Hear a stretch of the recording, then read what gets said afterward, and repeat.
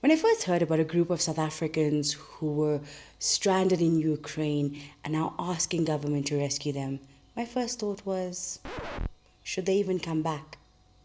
Because hear me out, these aren't aid workers or even journalists. They're men who were recruited to fight someone else's war.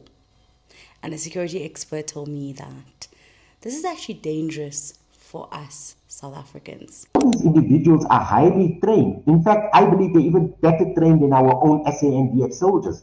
And they become a serious national security threat to our own sovereignty and to our own territory.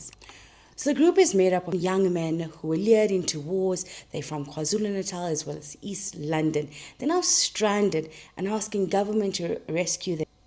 So my question is it legal for South Africans to pick up arms for another country? The law is very, very clear when it comes to mercenary activities. In Section 2 of the Regulation of Foreign Military Assistance says, no person may within the Republic or elsewhere recruit, use, or train persons for or finance or engage in mercenary activity. So, in Naya, this is a complete and strict prohibition. So by South African law, these men should not have been fighting abroad in the first place. South African government says it's now investigating as well as looking into assisting those that are stranded. This needs to be interrogated as to what kind of assistance will the South African government offer. But don't be shocked. This is not the first time.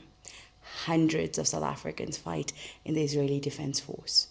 Violation where South Africans exercising dual citizenship or wanting to make aliyah, go to the state of Israel, go to Israel and then commit these crimes.